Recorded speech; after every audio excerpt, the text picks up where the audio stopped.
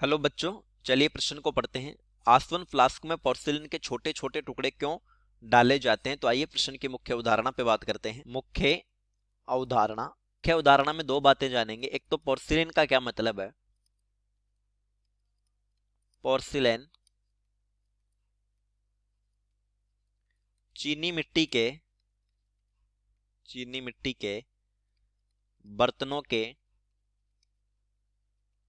टुकड़ों को बोला जाता है। टुकड़ों को बोला जाता है। दूसरी प्रमुख बात, आसवन कार्बनिक यौगिकों के शुद्धिकरण की विधि है। शुद्धिकरण की विधि है। चलिए समझते हैं आसवन के बारे में। आसवन यानी कि डिस्टिलेशन। इस विधि में द्रवों को उनके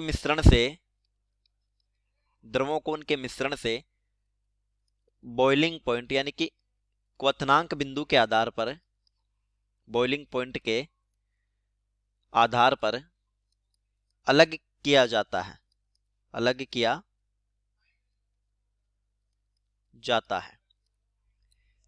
या इसमें क्या होता है कि वाष्पशील द्रव को अलग करके अशुद्धियां पात्र में रख ली जाती हैं, अथवा वाष्पशील द्रव से अवाष्पशील अशुद्धियों को अलग किया जाता है। अवाष्पशील अशुद्धियों को अलग किया जाता है। ये पात्र है, बीकर है, ये फ्लास्क है, और इस फ्लास्क को बर्नर की सहायता से गर्म करते हैं। और यहां पर एक निर्वात नली लगी होती है। जब इसको गर्म किया जाएगा तो द्रव अपने क्वथनांक पर वाष्प में बदल जाएगा। और यहां प्रयुक्त होता है संघनित्र, जो इस द्रव को पुनः ठंडा करेगा और जो वाष्प को पुनः ठंडा करेगा और द्रव में बदल देगा, संघनित्र। तो यहां फिर हमें शुद्ध द्रव प्राप्त हो जाएगा और अशुद्धियां जो है वो फ्लास्क में रह जाएगी। शुद्ध द्रव और ये उपस्थित है अशुद्ध द्रव। अब देखिए, जब द्रव को उबाला जाएगा तो उसकी बंपिंग होगी, यानी कि वो उछलेगा। जब वो वाष्प में बदलना शुरू होगा तो वाष्प उछलेगी। तो ये है पोर्सिलेन के टुकड़े। पोर्सिलेन के टुकड़े। तो देखिए, द्रव को जब गर्म करेंगे, उबालेंगे, तो उसका उछलना यानी उसकी वाष्प की बंपिंग शुरू हो जाएगी और निर्वात नली से ना एक कतार में वाष्प हमें प्राप्त नहीं होगी।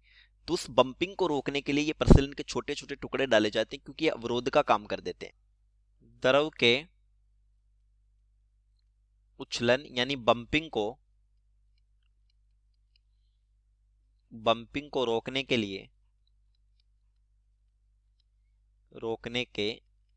पोर्सिलेन के टुकड़े प्रयुक्त किए जाते हैं।